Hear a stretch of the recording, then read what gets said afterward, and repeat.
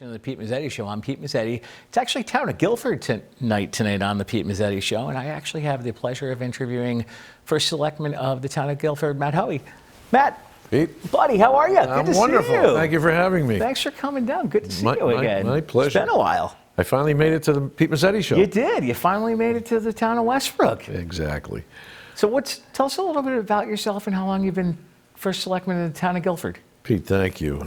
It's always easy to talk about yourself. At least yeah, there you go. Subject matter expert. Yeah, right. Yeah, right. I'm Matt Hoey, and I am the First Selectman of the Town of Guilford. I've been in, I think, 6 years and 1 month. Oh, that's right. I got elected in 2017. The voters saw fit to put me in the role, and I'm absolutely relishing the role. I love this job. I had some pretty extensive experience in elected politics before this, and that was I served on the Guilford Board of Finance for 26 years.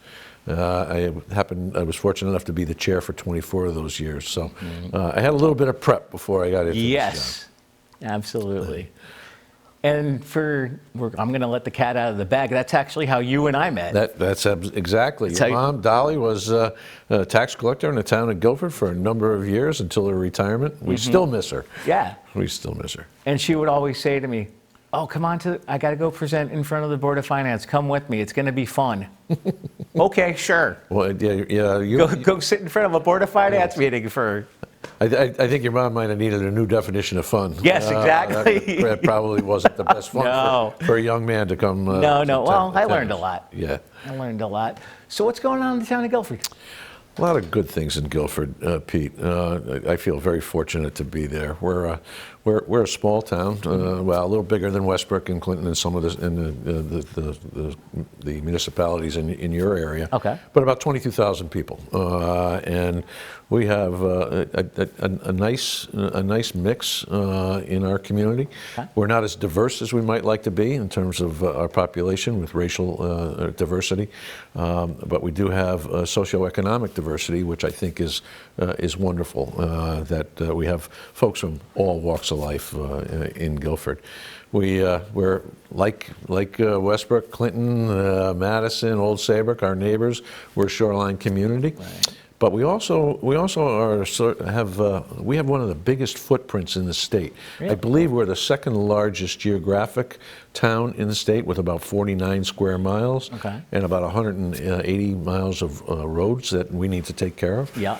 But what that also gives us is plenty of land, and we have an awful lot of open space. We have thousands of acres of open space, either owned by the town or by the Guilford Land Conservation Trust, and we partner with the Guilford Land Trust to do mutual acquisitions of properties. So it's a kind of diverse. We get access to the water. We get hundreds of trails that people can take advantage of, either walking, hiking, or running, and it's just and we still have a sort of a little old agricultural sense. There's still lots of big agricultural plots of land that are still there.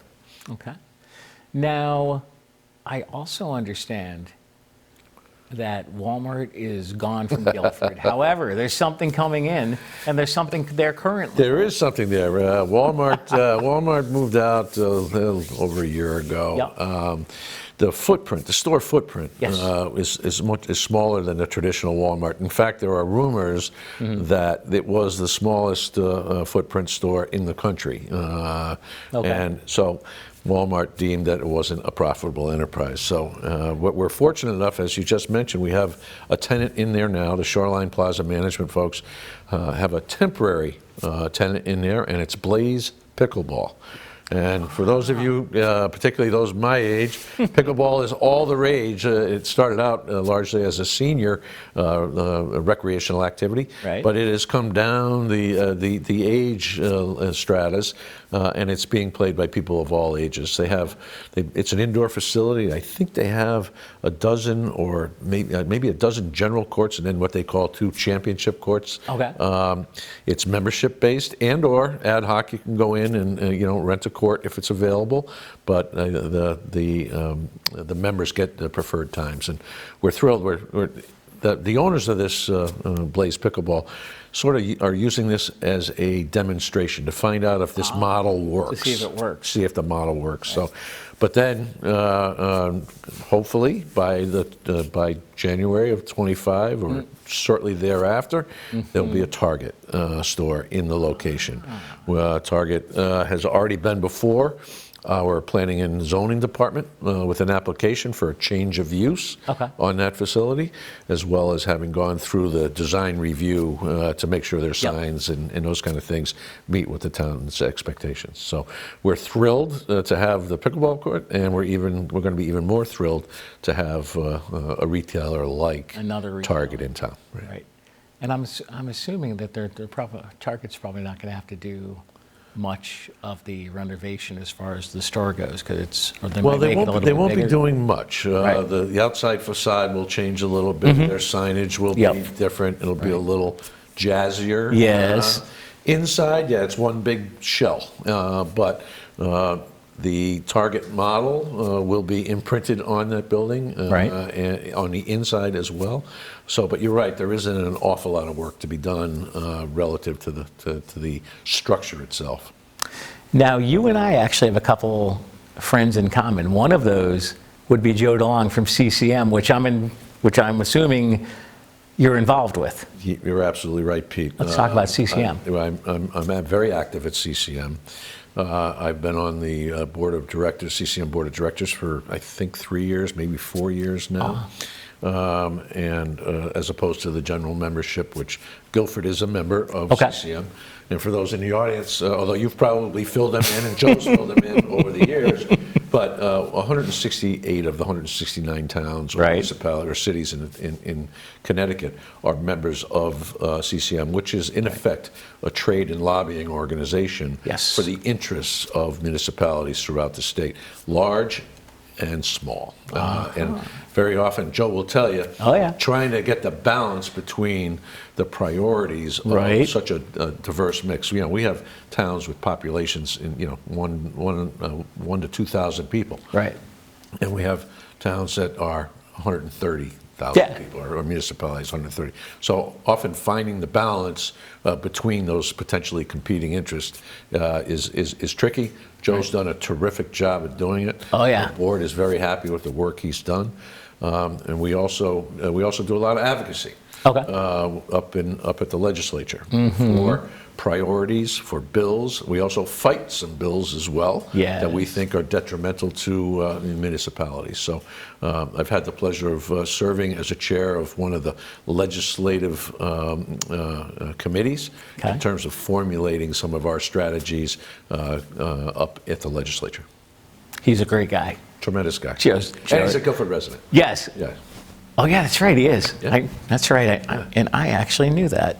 Now, as far as the town of Guilford goes, you guys are obviously getting ready for budget season. Yes, we are. Budget season is... you miss it? No, Pete, I don't miss it. I don't miss it from the Board of Finance perspective, because now I don't have to weigh in on the Board of Education's budget. But that's right. Someone told me once I needed a new hobby, but this is the 33rd budget that I've had a hand in crafting. 26 of them through the board, when I was on the Board of Finance, and 24 of those as chair, obviously. And then this is my 7th. So this is the 33rd budget that I'm literally working on. And I don't want to say it's second nature, but the familiarity I have with the process, with the rationale for why we do the things we do today, I've got a pretty firm understanding. And we, like most other municipalities, are subject to some pretty significant constraints when it comes to budgets. Very often people say, why do the taxes always raise? Why are taxes always raised? Well, very often the grand list growth, the new taxes that we can get from new houses and new businesses, et cetera, don't keep pace with general inflation.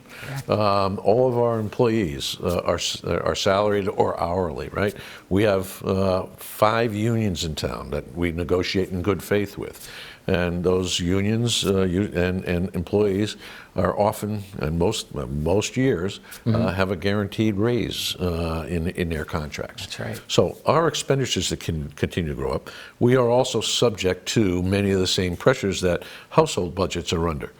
Fuel cost, food costs, healthcare costs. So our basket of goods that drives our cost structure is not that unsimilar to what most people face. So again, I'm looking forward to the challenges of yet another budget. And there's some good news in our budget. This is very early in the process. Okay. Our healthcare costs, we're self-funded for our employees' healthcare. Okay. Our rates are dropping. This is, it doesn't happen very often. We're seeing a drop in the cost to provide those healthcare benefits. There's an offset, however. Our pension costs, the cost to maintain our pension for those who are still under traditional pension plans is rising a little bit this year, because last year the Board of Selectmen and the Board of Finance granted a cost of living adjustment for all retirees. There had not been a cost of living adjustment since 2008. So this was a move that we made that's going to impact our cost structure. We have some other good news on our debt services side. We built a beautiful new high school about 7 or 8 years ago. I think this is maybe the 5th class that's gone through it fully. That's there.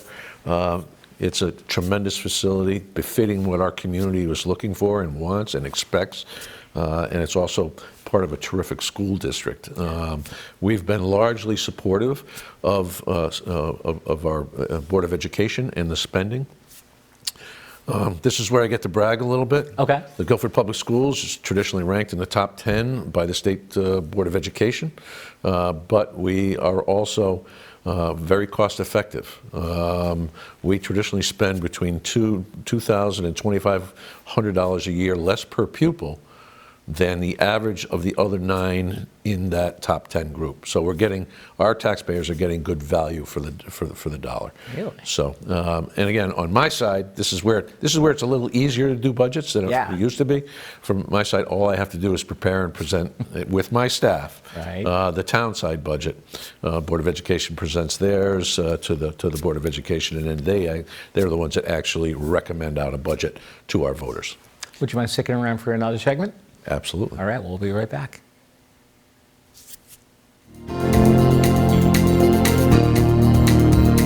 This week's edition of the Pete Mezzetti Show. I'm Pete Mezzetti. It is actually recycling night on the Pete Mezzetti Show. It's actually Town of Old Saybrook night. Brandon from River Valley Transit, Congressman Joe Courtney, the man, the myth, the legend, Lee Elsey. And I'm Pete Mezzetti. Thanks, good night. We'll see you next time.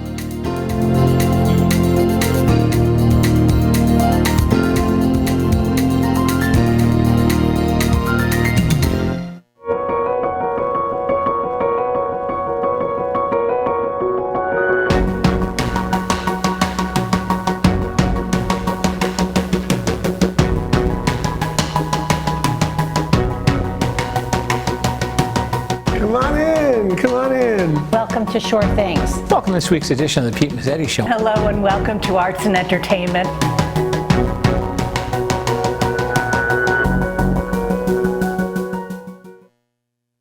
Welcome back to this week's edition of the Pete Mezzetti Show. I'm Pete Mezzetti, sitting here with Matt Hoey, who's the first selectman of the town of Guilford. Sir, welcome back. Thank you, Pete. Thank you, my friend.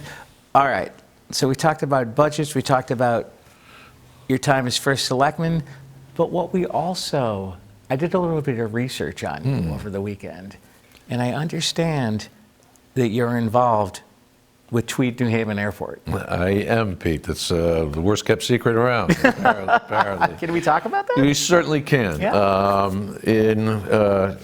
I've been on the Tweed Board of Directors since 2015. I was appointed to a seat through the South Central Regional Council of Governments. My predecessor in the first selectman's role, Joe Mazza, and I had worked together for many, many years, both on the Board of Finance and the Board of selectmen.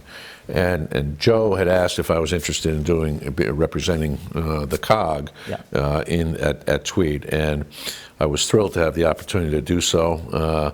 Got to work with another mayor that I still count among one of my counselors, if you would, my advisors, John Picard, who was formerly the mayor in West Haven years ago. Okay. And he was chair of the board. I'll give you a funny story. I think it's funny. Let everybody else determine whether it's funny. Yeah. And that is my very first meeting that I sat. I had to vote to sue the state of Connecticut. That was an item on the agenda, and it was over the prohibition of lengthening the runway at Tweed. Okay. There had been an agreement years earlier, brokered by the legislature, Senator Marty Looney, who's the president pro temp of the Senate, then mayor in East Haven, Joe Maturo, and to settle the unease and around potential expansion, particularly after Tweed acquired some additional property, which reshaped a couple of the roads in East Haven. So I literally voted to sue them because we contended that legislation was illegal because of federal preemption, that only the FAA had the right to regulate the size of runways on airport properties. So anyway, fast forward, we're a small little commuter airline. American Airlines was the only carrier we had there. Yes, they were a legacy carrier. They were flying, 3 flights a day.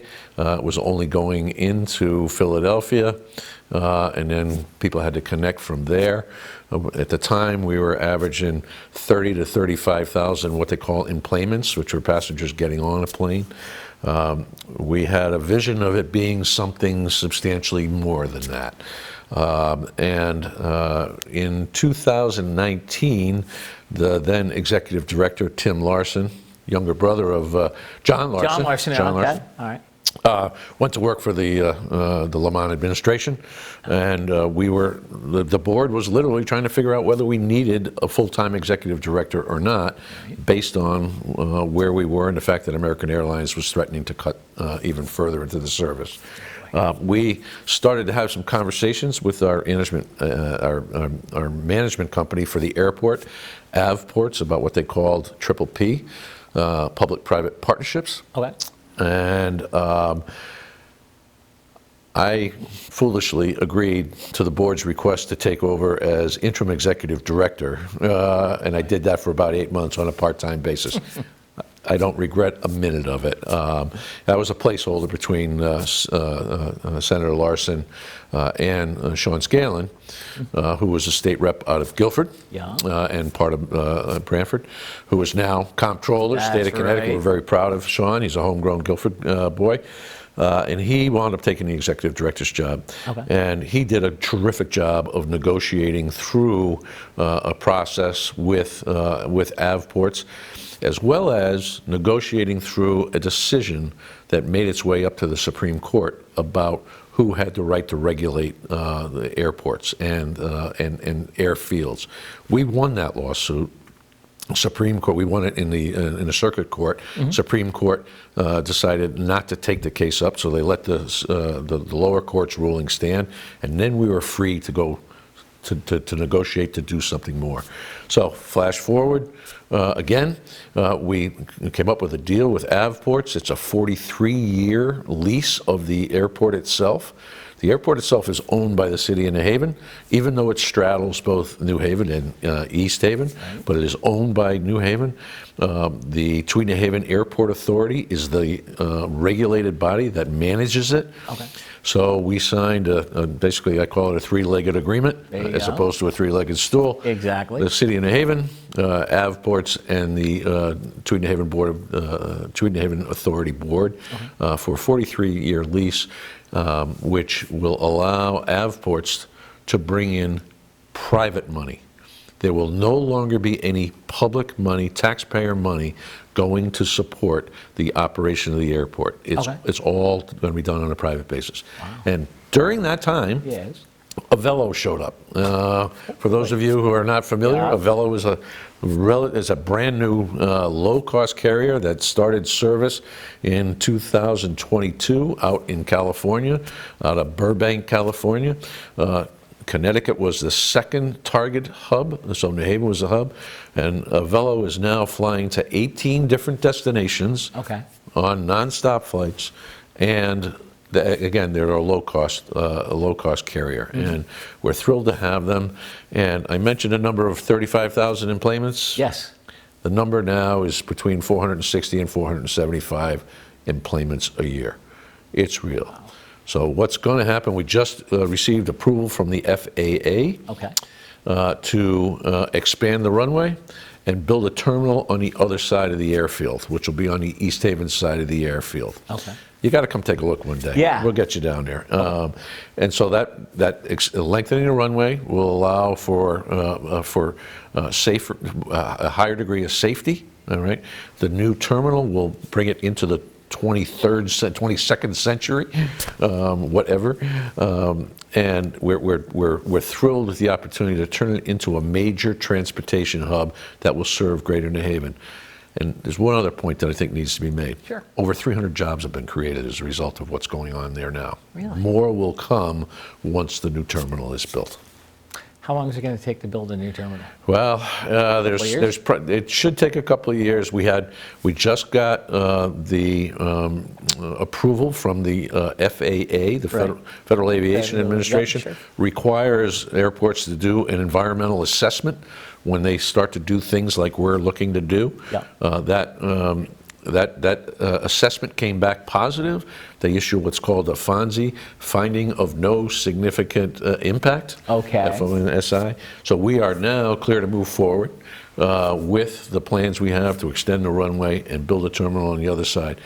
Because there's private money in this, Avports is a wholly owned subsidiary of Goldman Sachs.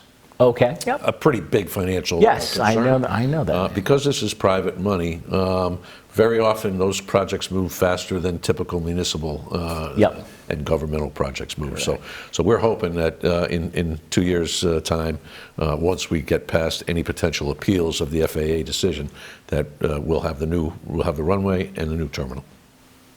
And obviously, because from what I understand, the airport is very small. It's very quaint, shall we say? It is quaint. It's small. We have we're stretched to our capacity in terms of parking capacity. The move to create the terminal on the other side of that field is going to allow for 6 gates. We have 2 today, and it will have it'll have a real parking garage. With multiple stories on it, so we'll be able to handle the parking. Parking has been a challenge, which is why Avello says to people, take Lyft or have your family members drop you off, and because parking is at a premium there. Is it? Yeah, it's difficult, but it's not a roadblock though. Right. So now, how is Avello as an airline? They're pretty They're good? terrific. They're terrific. They have one of the highest on-time rates of any carrier in the country. Occasionally, they need to be diverted out of Tweed because that's a shoreline community, and sometimes fog sets in. But they have their diversion rate is one of the lowest percentage against flights in the country. Their customer service is exceptional. The comments we get, are just absolutely tremendous in terms of the friendliness, the willingness to help people. Because it's a low-cost carrier, they're not serving you lunch and those kind of things on the planes or drinks. Right. I think you get a water and a cookie. There you go. But you also don't pay for all those fringe benefits. Right. So. Wow. It turns out to have. I think it can transform Southern Connecticut travel. And just think of all the people who no longer have to drive extended distances to get on an airplane, either driving to Bradley or driving to Westchester or driving to JFK or LaGuardia or TF Green. Right. And also think about how much less pollution is happening when we're doing that, right? You know, I've had the fortune to fly a couple of times. I live in Guilford. Yeah. The first flight, I was home 20 minutes after we landed. When does that happen? It doesn't. It doesn't. You're absolutely right. You're absolutely right. So that's probably more than you wanted to know about Tweed. No. I actually, you educated me about Tweed. Right. We've got a little bit more time left. What else do we want to tell people about the wonderful town of Guilford? Oh, the wonderful town of Guilford. Let's see. We have an interesting project going on right now. Yes. Last late spring, Mike Frieda, first selectman in North Haven. Yes. He's a guy you got to get on this show. Tremendous guy. Yes. He asked me if I'd take a meeting with Lynn Madden, who's the CEO and executive director of the APT Foundation, APT. Yep. I don't know if you're familiar with the APT I am not. Foundation. They run, they're primarily known as a methadone clinic. Okay. They have a clinic, they have 2 clinics in New Haven. They have, I believe it's 2 in New Haven. They have 1 in North Haven. And they were looking to locate one out on the shoreline. And the reason they want to locate one on the shoreline is because they currently have a client base. They have 400 patients or clients who receive a variety of services, not just methadone, but counseling services, psychiatric services, general health care services, group meetings, those kind of things. Okay.